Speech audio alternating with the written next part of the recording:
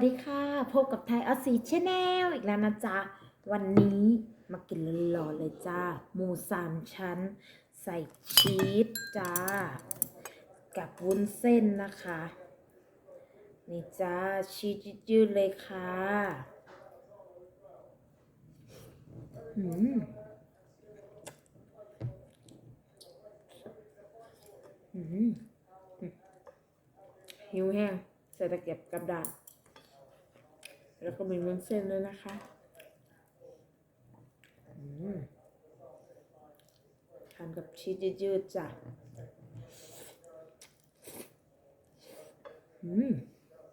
แล้วก็มีน้ำจิ้มใส่พริกแห้งงำผู้ใดมักเผ็ดกะจัดเผ็ดๆเลยนะคะผู้ใดบ่มักเผ็ดกะไม่ต้องใส่พริกนะคะแต่หมูหมักเรียบร้อย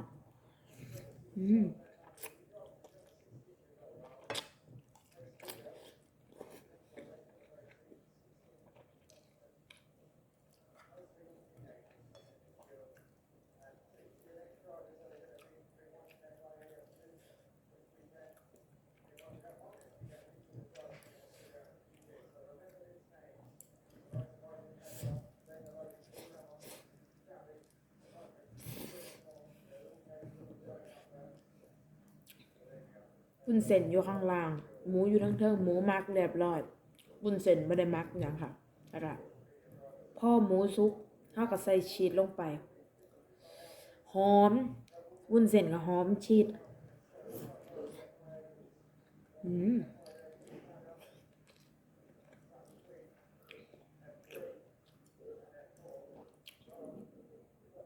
หอมหมูมัก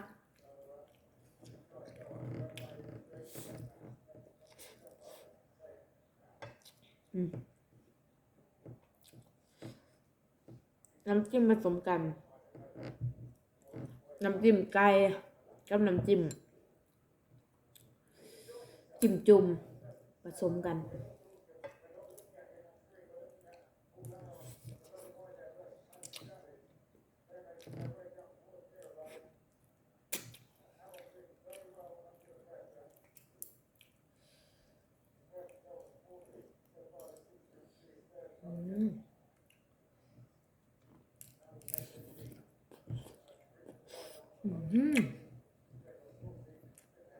เยอะค่ะ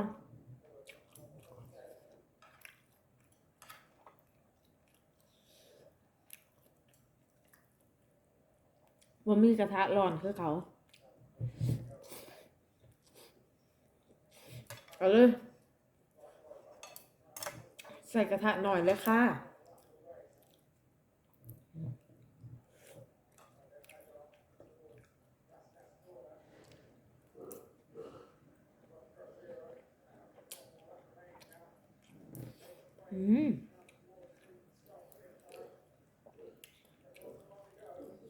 เบิ้งชีสยืด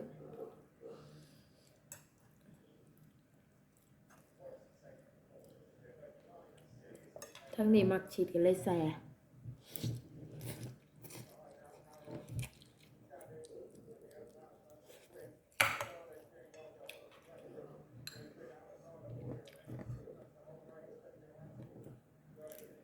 ร้ายไปหน่อยทั้งกินทั้งเบาเนาะ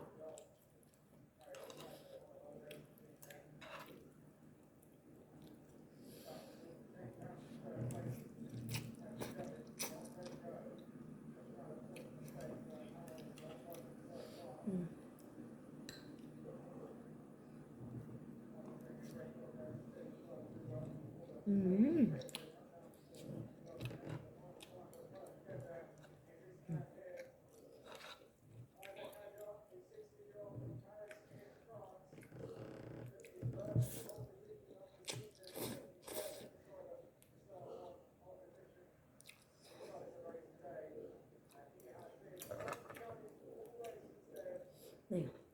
น้ำจิ้มคุยลงไปหลายๆ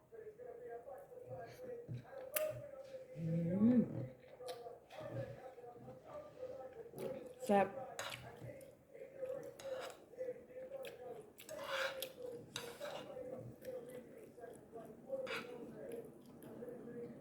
แซ่บแห้ง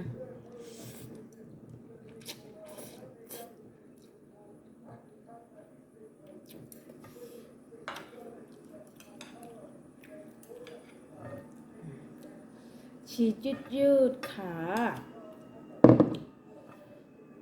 นี่นี่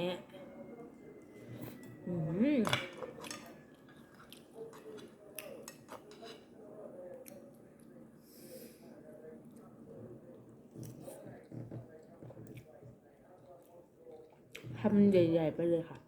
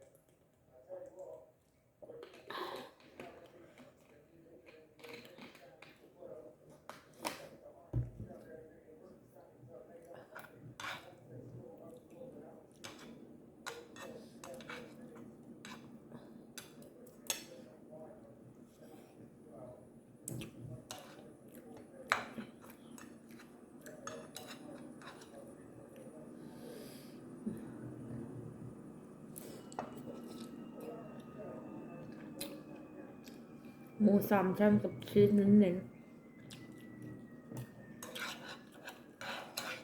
มันต้องว่าถึง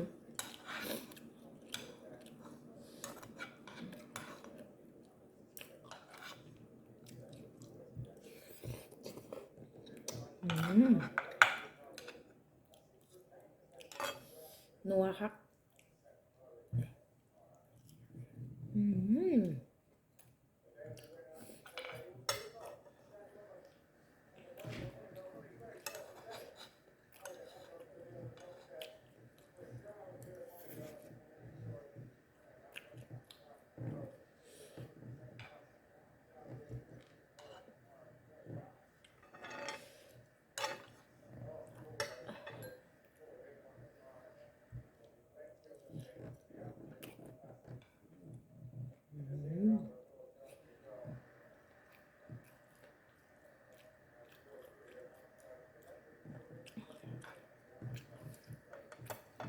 ฝากกดไลค์กดแชร์กด Subscribe